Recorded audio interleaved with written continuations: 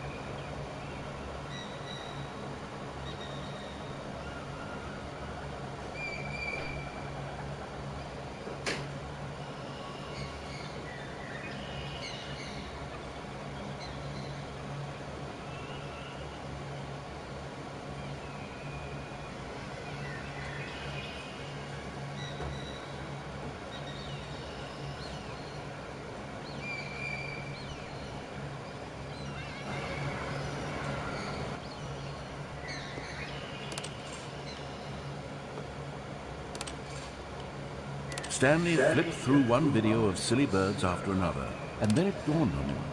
This wasn't a mind control facility at all. It was a facility for monitoring and surveilling silly birds all over the world. The mind controls were only a facade to disguise its true intentions. Had the bucket known this all along? Stanley marveled at the metal genius in his hands, the one who had pointed him towards this incredible discovery. Stanley and the bucket never found freedom because they spent the rest of their lives here in this place, flipping through live streams of the silliest birds imaginable. Of all the possible paths his life could have taken, this one was surely the best. And Stanley was happy.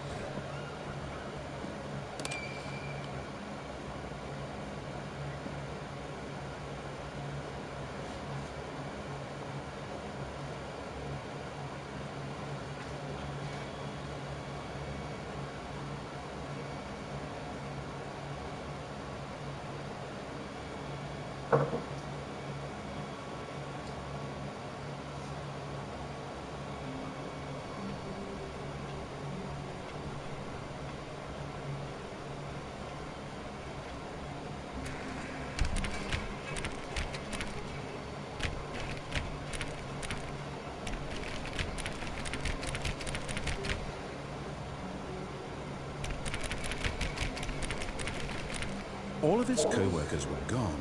What could it mean? Stanley decided to go to the meeting room. Perhaps he had... Oh, please. Are you really just doing this for the trophy? Click a door 5 times? Is that all you think a trophy is worth? No. I can't just give these merits away for such little effort. A measly 5 clicks. Now, suppose you were to click the door 20 times. I would say that's the kind of effort that warrants recognition. I have to say, I'm still not feeling the satisfaction of witnessing true effort for a noble cause. Perhaps 50 clicks will do it. Yes, almost certainly 50 clicks. Stanley picked up the bucket and smiled. He'd never be alone again, not truly alone, not with the bucket alone.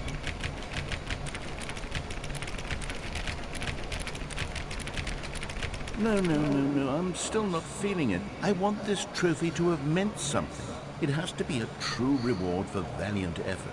I want to see some hustle, Stanley. I want to see commitment, a willingness to go all the way no matter the cost. Why don't you put 20 bucket touches into door 417?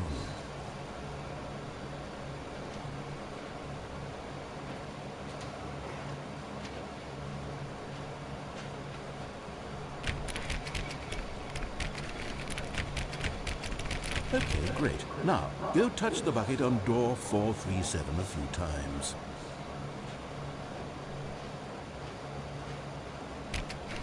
Yes, now we're getting somewhere. How about door 415? Give it some bucket love.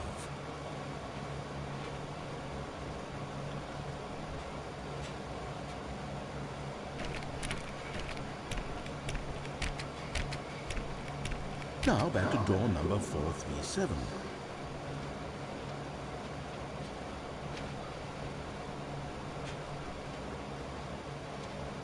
You know, I think the copy machine needs some attention. Why don't you rub... All right, back to room 417. I'm really feeling it now. I think we're getting somewhere.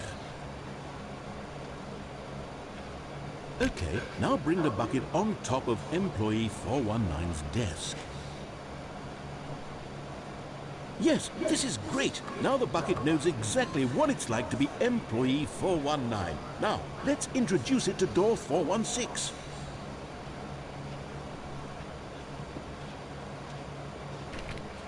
We've almost got it. Now make the bucket and the copy machine touch again.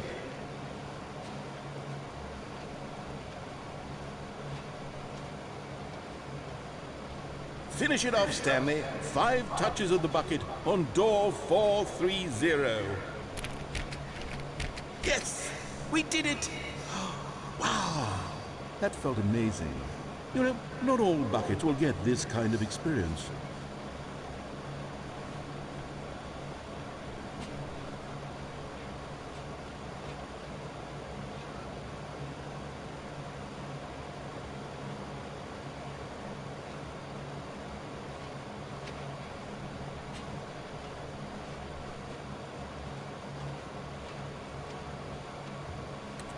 Stanley clutched the bucket tightly to his chest and entered. This was not the correct way to the meeting room, but Stanley had felt the bucket calling to him, telling him that the employee lounge was simply the place to be.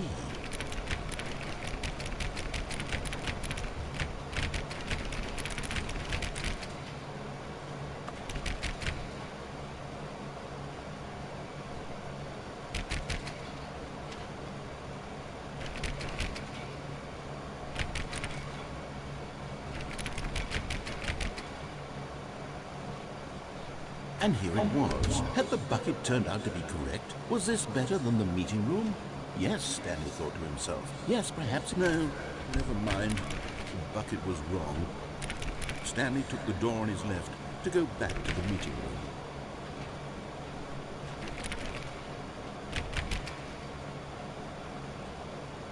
And so the two of them detoured through the maintenance section and walked straight ahead to the opposite door.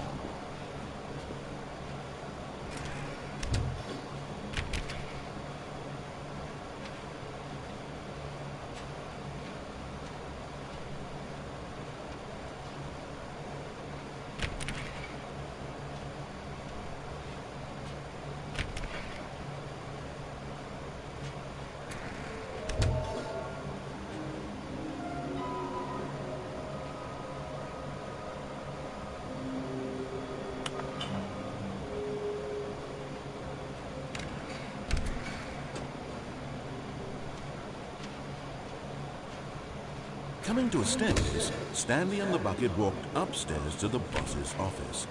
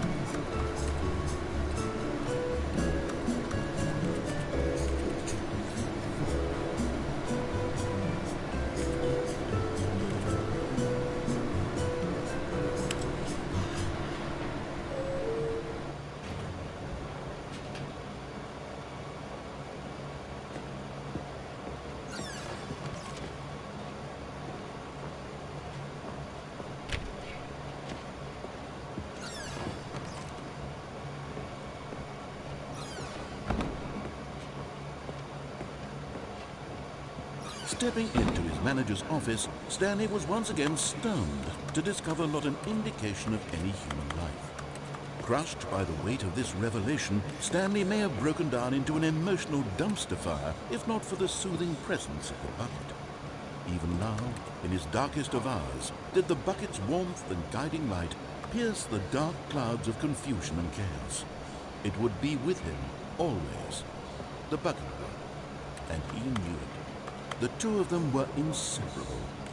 At this point, Stanley was so absorbed in the tender spiritual connection he shared with the bucket that he didn't notice the keypad behind the boss's desk. Nor in his bliss of simply being near the bucket did he have any notion that the PIN number for the keypad was 2845.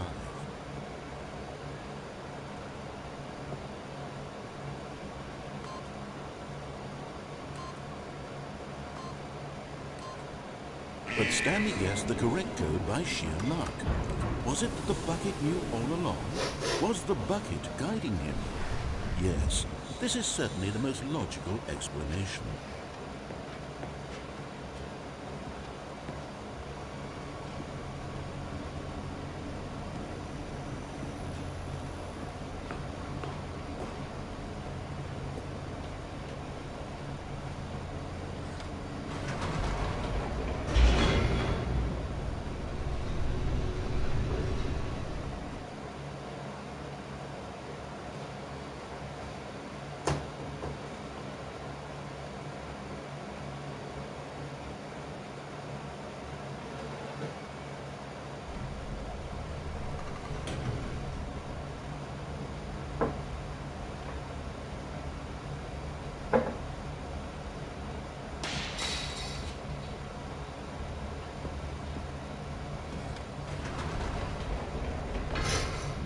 Wait, Stanley said to the bucket. Can we go back up?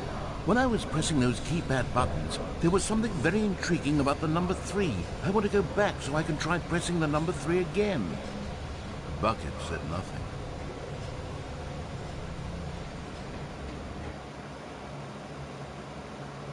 Everyone back up.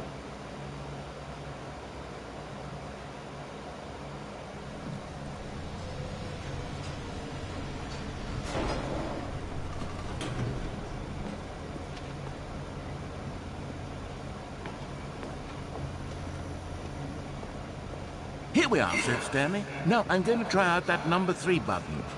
He took the bucket over to the keypad and began absolutely slamming on the number 3 over and over and over. Well, he said, the number 3 is such a special button. I'm having the time of my life. Stanley looked expectantly at the bucket, but the bucket remained silent. This was a shock to Stanley, who had always felt such a connection with the bucket. How was this not as exciting to the bucket as it was to him? Once Stanley had had enough of the number 3, he got back in the elevator.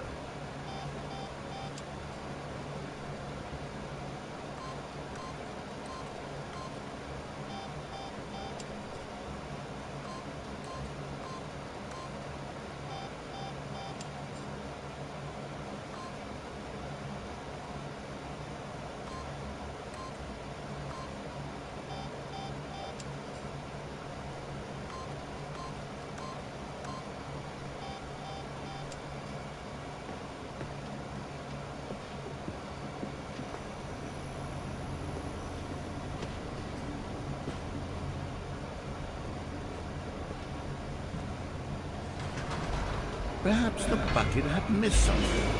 Perhaps it had not seen how much joy Stanley got from slamming the number 3 repeatedly.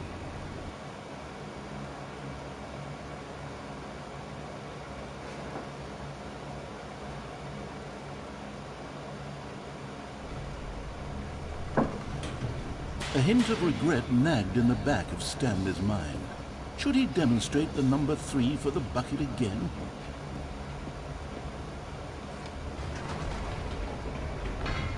No, said Stanley to the bucket. You can't go on yet. Not till you understand how much the number 3 means to me. You and I have been through so much together, and I just want you to see what I see. Feel the happiness I feel. He smiled at the bucket, and the bucket said nothing.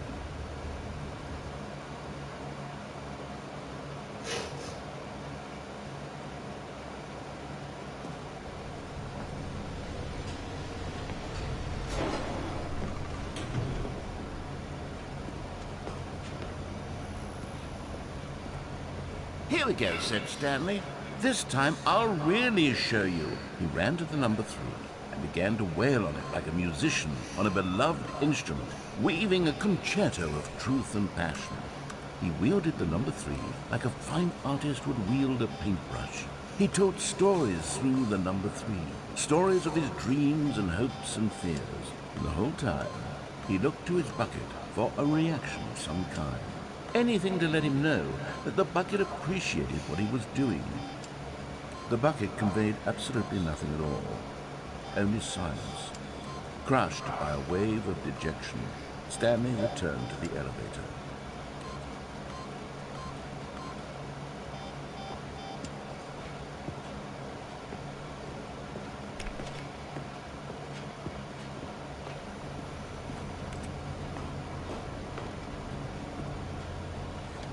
Stanley and the bucket were so close. They'd always been there for one another. Why suddenly could the bucket not connect with this passion of Stanley's? The question caused Stanley to ruminate the whole way down the elevator. He knew that there must be a way to get through to the bucket, to communicate fully with his dear friend. Surely there was a solution, mustn't there be?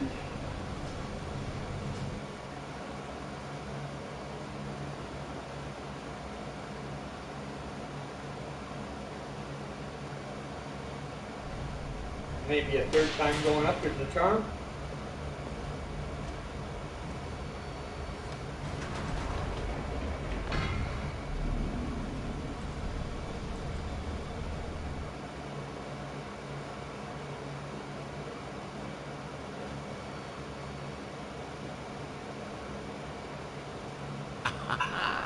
Said Stanley. I know what to do. I know how to fully express this feeling in my heart. He decided right then and there that he would hold a press conference where he would speak to the public on all matters relating to pressing the number 3 over and over. He would elaborate fully on what the number 3 meant to him and why he felt so alive when pressing it. Then the bucket would be able to see his joy through the eyes of others. It would get to see the world react to this discovery of Stanley's. And it would be through the public eye that the bucket would finally understand Stanley's work.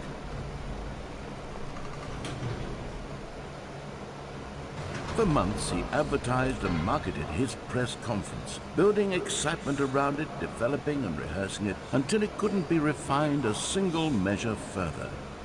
When the big day arrived, Stanley was as prepared as he'd ever been for anything in his life.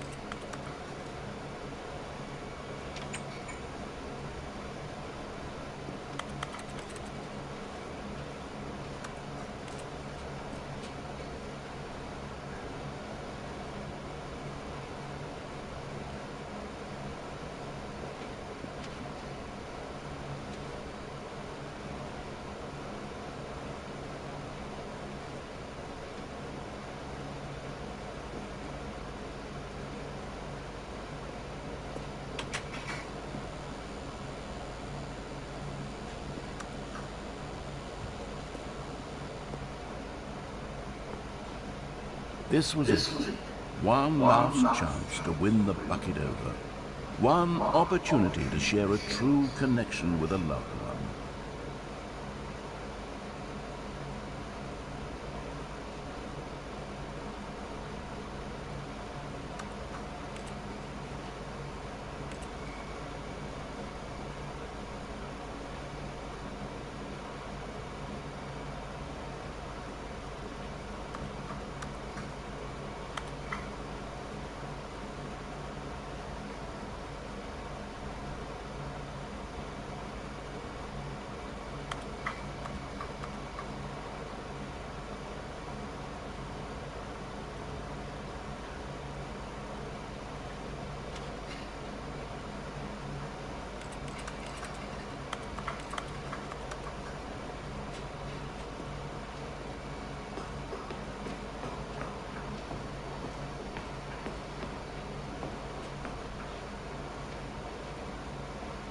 There was no one here.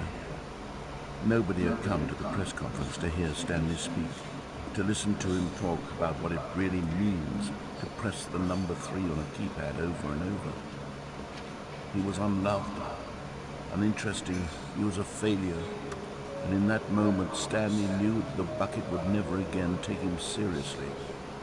There would be no connection, no deeper understanding. The bucket merely sat there in his arms, indifferent.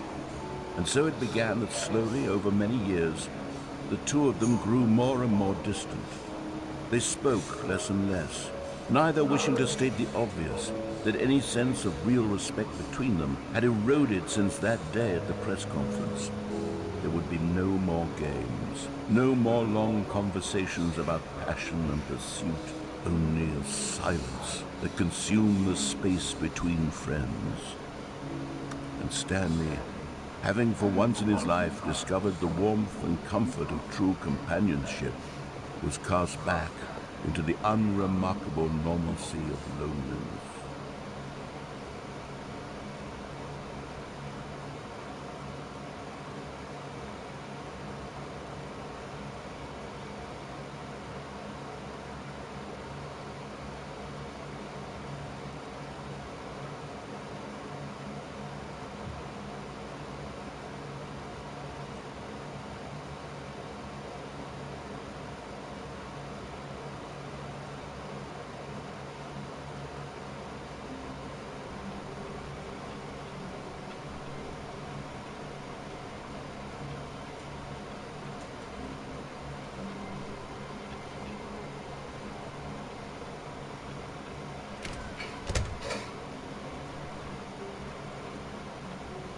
All of his co-workers were gone.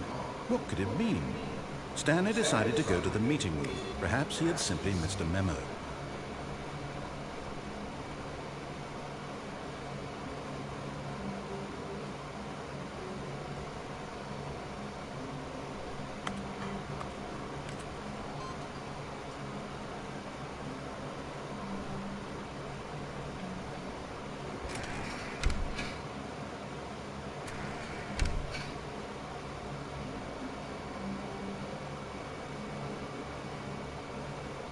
When Stanley came to a set of 2 open doors, he entered the door on his left.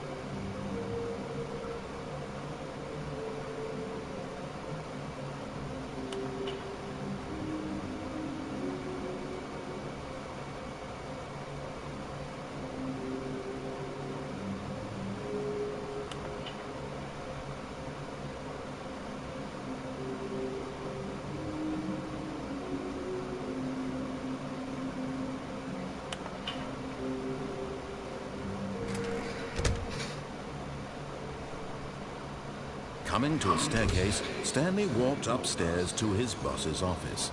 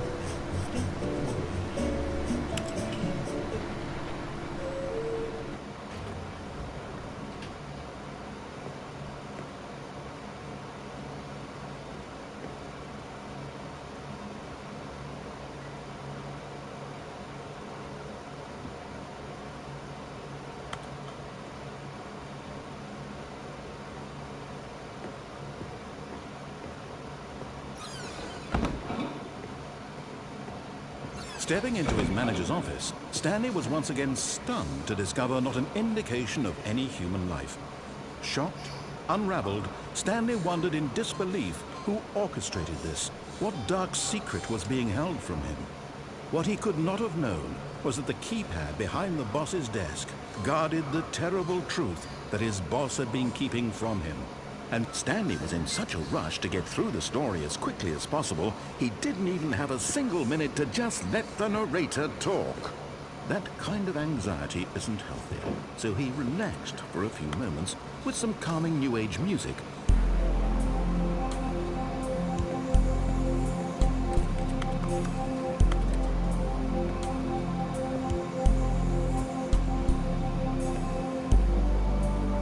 Feeling soothed and rejuvenated, Stanley calmly walked forward into the opened passageway.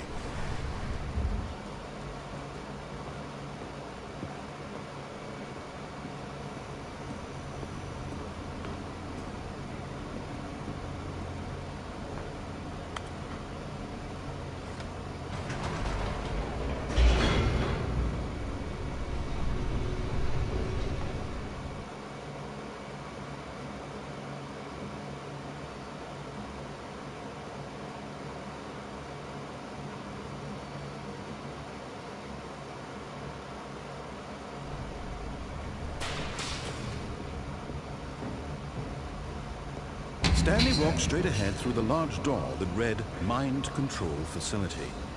Although this passageway had the word escape written on it, the truth was that at the end of this hall, Stanley would meet his violent death. The door behind him was not shut. Stanley still had every opportunity to turn around and get back on track.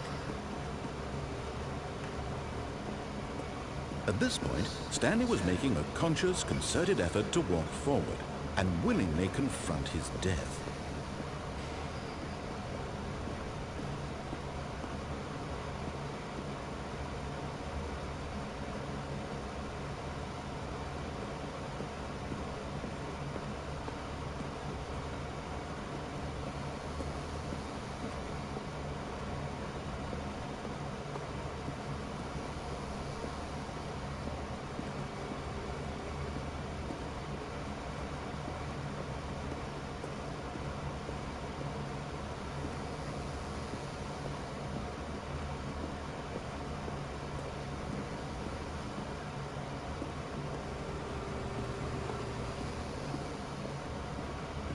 But of course, Stanley thought better of it and realized he simply had too much to live for.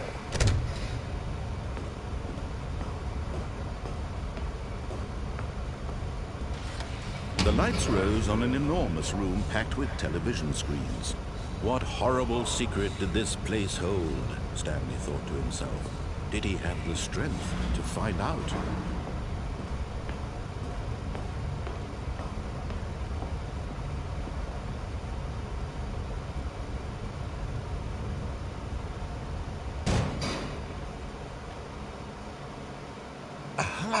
You've made it to the bottom of the mind control facility. Welcome.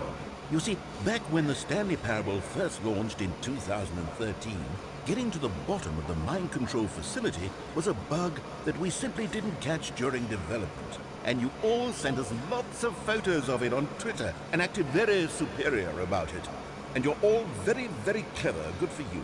Anyway, when it came time to update the game, we knew that we had to do something about this little goof of ours, so here you go. New content. You can call it the bottom of the mind control room ending, if that enhances your perception of the value of these updates. Isn't that what you crave? New content? Always more content, more, more. And I'm here to give it to you. I'm here to make it seem like we really covered every nook and cranny of the game, with secrets and Easter eggs. How about this? We wrote a new piece of music just for this section. You won't hear it anywhere else in the game. It's a secret that's just for you.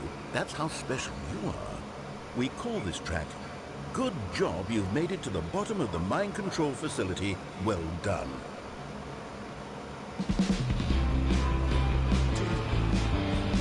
Good job, you did it. good job.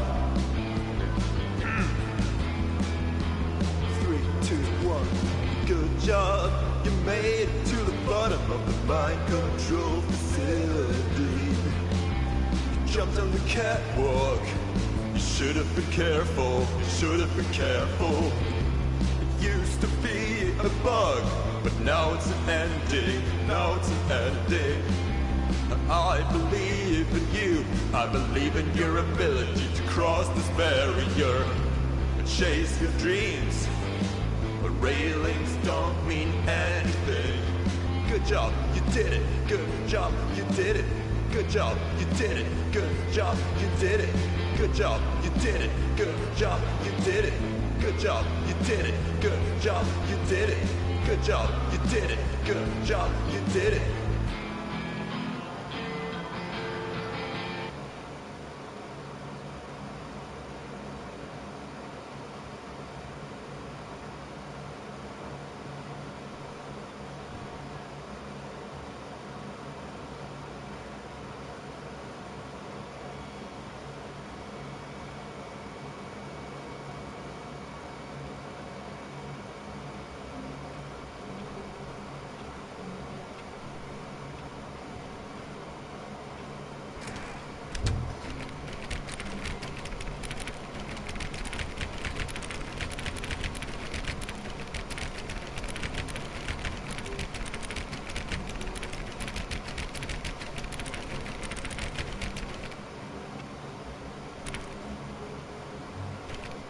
All of his co-workers were gone. What could it mean? Stanley decided to go to the meeting room. Perhaps he had simply missed a memo. No matter how hard Stanley looked, he couldn't find a trace of his co-workers.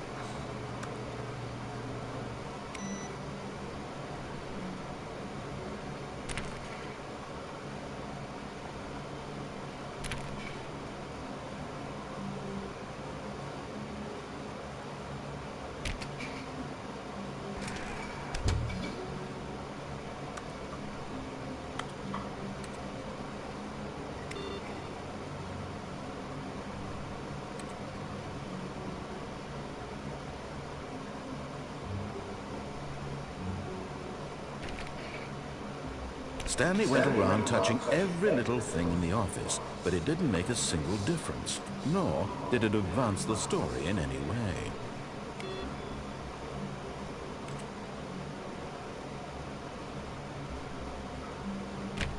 Stanley clicked on literally every single door in the office, because he doesn't pick up well on cues from his environment.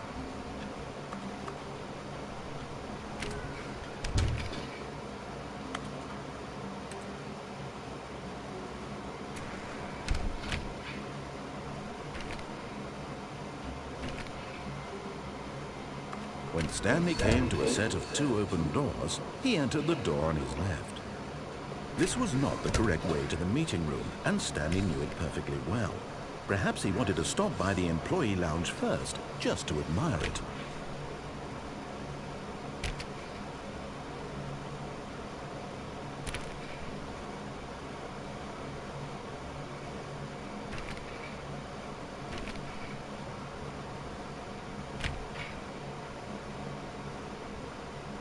Wow, yes, this room. What a beautiful room. What a gorgeous, gorgeous room. Thank goodness Stanley had taken this detour on his way to the meeting room. Life without having experienced this room was now too horrible even to consider.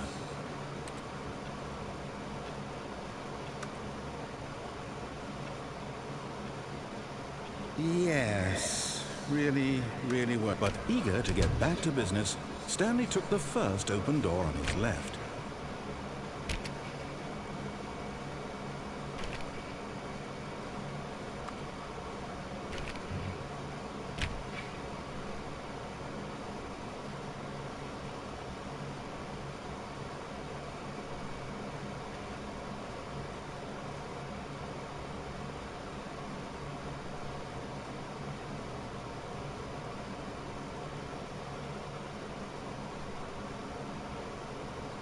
And so he detoured through the maintenance section, walked straight ahead to the opposite door, and got back on track.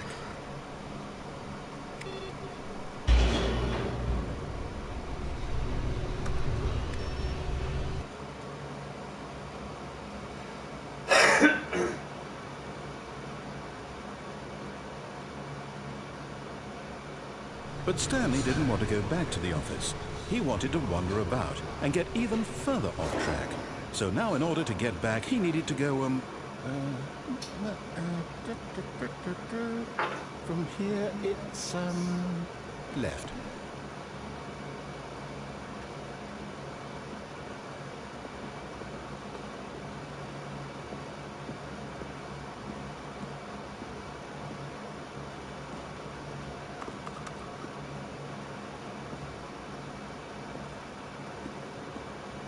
Oh, no, it's to the right, my mistake. No, not the right. Why would I have ever said it was to the right? What was I thinking? It's clearly... Oh dear, would you hold on for a minute, please? Now, let's see, we went down right, left, down, left, right. Yep, okay, yes. I've got it now. This story is absolutely, definitely this way.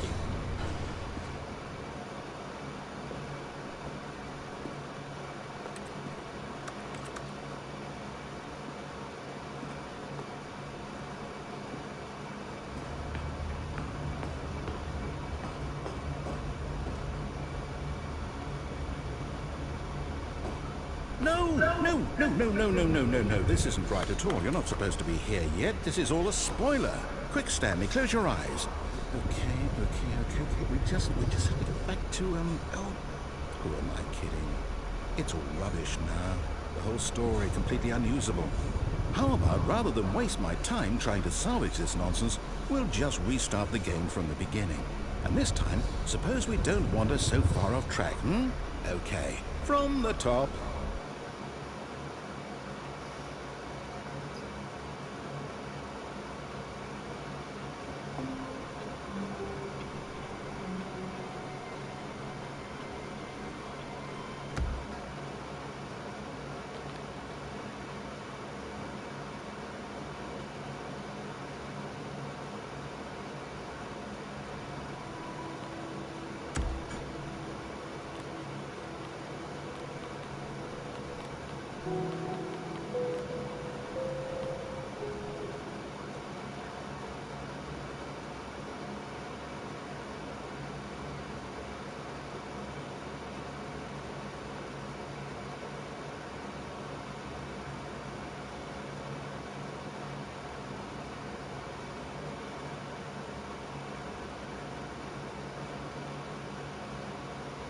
This is the story of a man named Stanley. Stanley